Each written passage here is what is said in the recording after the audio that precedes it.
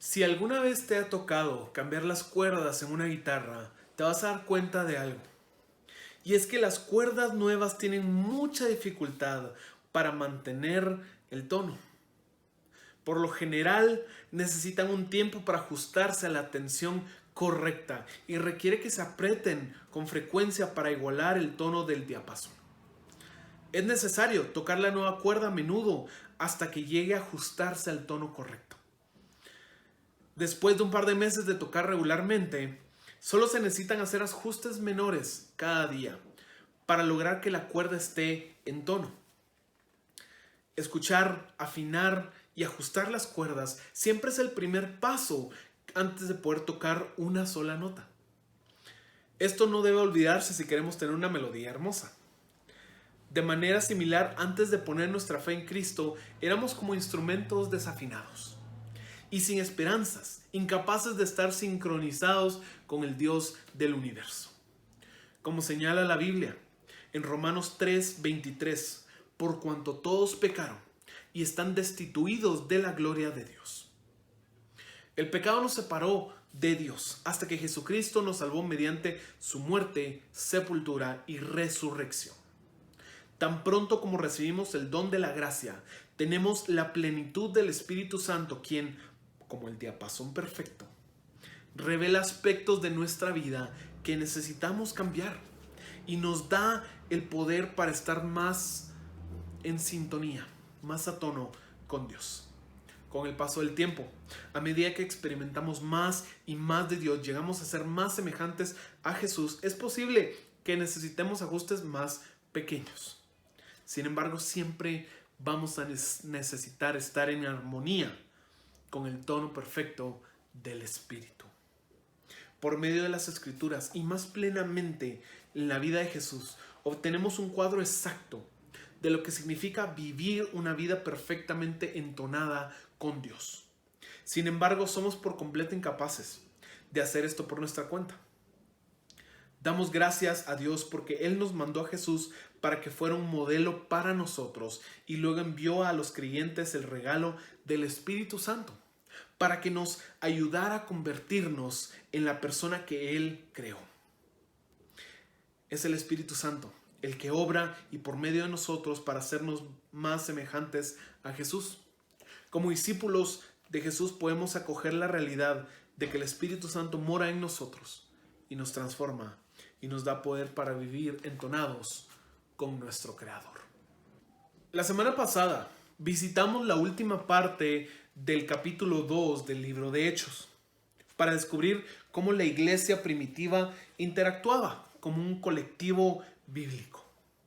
Y hoy vamos a regresar un poco, vamos a rebobinar un poco nuestra lectura para encontrar qué fue lo que motivó a estas personas a vivir en comunidad. Hechos 2, 1 al 12 dice: cuando llegó el día de Pentecostés, estaban todos unánimes juntos, y de repente vino el viento en un estruendo como de un viento recio que soplaba, el cual llenó toda la casa donde estaban sentados, y se les aparecieron lenguas repartidas como de fuego, asentándose sobre cada uno de ellos.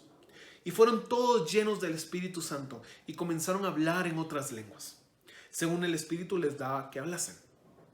Moraban entonces en Jerusalén judíos, varones piadosos, de todas las naciones bajo el cielo. Y hecho este estruendo se juntó la multitud y estaban confusos, porque cada uno les oía hablar en su propia lengua. Y estaban atónitos y maravillados, diciendo: mirad, ¿no son galileos todos estos que hablan? ¿Cómo pues les oímos nosotros hablar cada uno en nuestra lengua, en la que hemos nacido? Partos, medos, elamitas y los que habitaron en Mesopotamia, en Judea, en Capadocia, en el Ponto y en Asia, en Frigia y Panfilia, en Egipto y en las regiones de África, más allá del Cirene, y romanos aquí residentes, tanto judíos como prosélitos. Cretenses y árabes, les oímos hablar en nuestra lengua las maravillas de Dios. Y estaban todos atónitos y perplejos, diciéndose unos a otros: ¿qué quiere decir esto? Analicemos más este pasaje. Pentecostés, llamado así este festival porque ocurre 50 días después de la Pascua. Pentecostés literalmente significa 50. Durante ese tiempo, habían religiosos peregrinos que venían de todas partes del mundo, que viajaron hacia Jerusalén para celebrar estos acontecimientos. Esto marcaba 50 días después de que Dios los libró de Egipto. Y para ellos era algo muy importante, que también representaba cómo Dios le dio la ley a Moisés. Puedes entender que esto era extremadamente importante. Y durante este tiempo, en Hechos 2, los creyentes hablaron en lenguas. No en un idioma sobrenatural o místico o que no se podía entender, sino que, según Lucas, la gente de todas las naciones podía escuchar en su idioma nativo las cosas maravillosas que Dios había hecho. Esto es lo contrario a una escena similar en Génesis 11, rodeado de la torre de Babel. En esta la gente estaba fragmentada después de que Dios les dio lenguas para alejarlos, después de que ellos dijeron: nosotros vamos a alcanzar a Dios. Aquí en Pentecostés, la gente estaba unida después de que Dios diera a conocer el evangelio en los idiomas de las personas presentes, lo que dio resultado que los creyentes se jactaran en el nombre de Jesús. Al responder a las preguntas que se hacen en Hechos 2:12, Pedro se dirigió a la creciente multitud. Por medio del Espíritu Santo, la gente ahí presente pudo escuchar el evangelio en su idioma natal. Como resultado, 3,000 personas en ese momento creyeron y tomaron la decisión de bautizarse. Al igual que el evangelio de Lucas comienza con el nacimiento de nuestro Salvador, el libro de Hechos de los Apóstoles comienza con el nacimiento de la iglesia, estableciendo el escenario para la explosión de ministerio y personas que vendría. Mediante el poder del Espíritu Santo, Jesús mandó a los primeros discípulos en medio de persecución a proclamar el evangelio de Jesús hasta lo último de la tierra. Y aunque el Espíritu Santo hace su entrada al principio de Hechos 2, realmente ha estado obrando desde mucho antes de ese día de Pentecostés. Las Escrituras describen la naturaleza de Dios como Dios Padre, Dios Hijo y Dios el Espíritu. El Espíritu Santo, que está presente en la creación y existe eternamente como un miembro distinto de la divina Trinidad, es la fuente de vida. Es nuestro maestro y guía y es la manifestación de la presencia de Dios. El Espíritu Santo llenó y capacitó a la gente en el Antiguo Testamento y dio poder al ministerio de Jesús, haciéndose capaz de expiar por los pecados del mundo, juzgar al mundo, destronar al malvado y reinar con justicia y rectitud. Cuando hablamos de la obra del Espíritu Santo, estamos hablando de los momentos en los cuales Jesús habló de lo que el Espíritu Santo haría, de cómo enseñaría a los discípulos, de cómo los guiaría, de cómo los consolaría. Todo esto son cosas que hace el Espíritu Santo en nosotros. Jesús hizo énfasis en que sería el Dios Padre quien enviaría el Espíritu a los discípulos para enseñarles y recordarles todo lo que Jesús ya les había enseñado. Lo que es muy significativo sobre lo que sucedió ese día de Pentecostés es que desde ese momento cada creyente recibe el don del Espíritu Santo. En el Antiguo Testamento el Espíritu Santo venía y se iba, pero ahora, después de Pentecostés, el Espíritu Santo viene sobre las personas y reside y habita en sus corazones de forma permanente y los marca, diciendo que pertenecemos a Dios. La obra del Espíritu Santo ha existido eternamente y a través de la historia humana en muchas formas activas. Pero también vemos en las Escrituras que hoy, de muchas maneras, el Espíritu Santo está activo en nuestro día a día. Al igual que la iglesia primitiva, cada creyente recibe el Espíritu Santo en el momento en que recibe a Cristo como Señor y Salvador.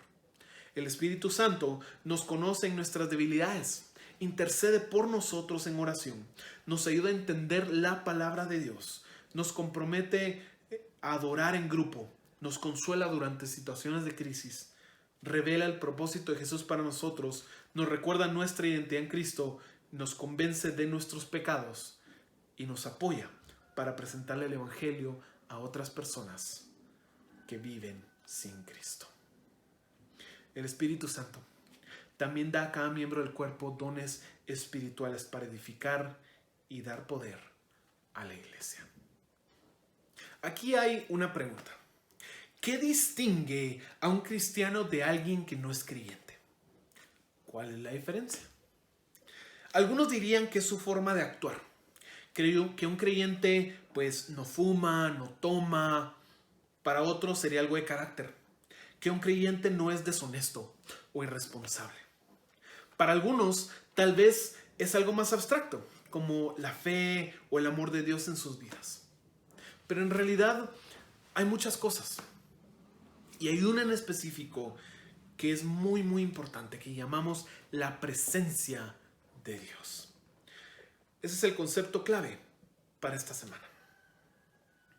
La presencia de Dios es algo extremadamente importante.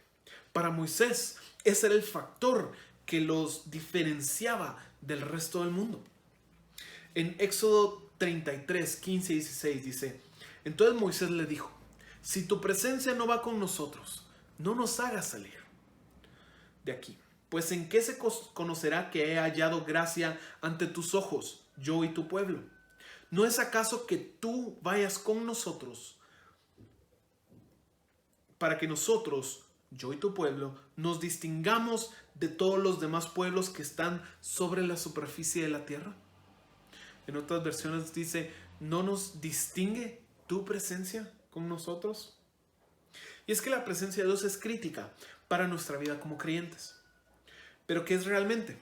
Esa es la gran pregunta. Si habláramos de una persona cualquiera, nos referiríamos al efecto que tiene su estar en el mundo. Por ejemplo, si pensamos en alguien que nos cae muy bien, posiblemente nos sentimos cómodos ante ellos. Tienen una presencia muy agradable. Por otro lado, podemos imaginar unos esos villanos de Disney, de la antigua, que aparecen y las flores se marchitan y podemos decir que tienen una presencia desagradable. Pero eso es hablando de una persona. Dios no es una persona cualquiera. Es el ser más poderoso y más bondadoso de todo el universo. Definitivamente su presencia es lo mejor que puede haber. Pero una de las diferencias más grandes e interesantes es que Dios es omnipresente. Omni significando todo y presente significando presente. En este caso se refiere a la cualidad de Dios de que Él está en todas partes al mismo tiempo. Su presencia está en todo lugar. Esto es increíble. Y David incluso lo puso como un salmo. Salmo 137, 139, 7 y 8 dice: jamás podría escaparme de tu espíritu. Jamás podría huir de tu presencia. Si subo al cielo, ahí estás tú. Si desciendo a la tumba, allí estás tú. Dios está en todo lugar al mismo tiempo. Su presencia está en todas partes. Es alentador y nos llena de esperanza saber que sin importar dónde estemos, más allá de geográficamente, Dios está allí con nosotros. Sea que estemos en la montaña más alta o en el valle más profundo. Sea que estemos en el templo más hermoso y espiritual o que estemos metidos en el peor problema en el trabajo de nuestras vidas. Dios está ahí. Pero cuando comúnmente se habla de presencia de Dios, generalmente se habla de una sensación, poder sentir la presencia de Dios. Para unas personas, esta sensación de la presencia de Dios es lo más importante de su vida cristiana, mientras que otros lo ven con dudas y toman cierta distancia. La verdad del asunto es que la presencia de Dios es real y tiene un impacto profundo en nuestras vidas y en nuestro mundo alrededor. Por ejemplo, miremos el caso curioso de Pablo y cómo este apóstol empezó a hacer algo para que las personas empezaran a ser sanas. En Hechos 19:12 se nos dice esto: cuando ponían sobre los enfermos pañuelos o delantales que apenas habían tocado la piel de Pablo, quedaban sanos de sus enfermedades y los espíritus malignos salían de ellos. Pablo no tenía nada especial. Simplemente vivía rendido a la voluntad de Dios. Lo que sanaba a las personas era la presencia de Dios en los objetos. Y es que no es que Dios venga o se vaya. Él aumenta nuestra conciencia de su presencia. Por otro lado, es importante entender que Dios siempre está presente. No se va, no se viene, no está ausente, no está más acá que en otro lugar. No hay nada malo con pedirle a Dios que venga. Es una invitación a que Él nos haga más consciente de que está. El peligro está en realmente creer que Dios no está en un lugar a menos que lo invitemos. La presencia de Dios está en todas partes y tenemos el privilegio a menudo de poder sentirla. Pero nuestro llamado no son las sensaciones, es vivir vidas entregadas a Dios, de tal forma que su presencia pueda actuar a través de nosotros, amándolo a Él con todas nuestras fuerzas y a nuestro prójimo como a nosotros mismos. Esa es la clave para que la presencia de Dios siga actuando en la vida de las personas a nuestro alrededor y conozcan quién es Dios.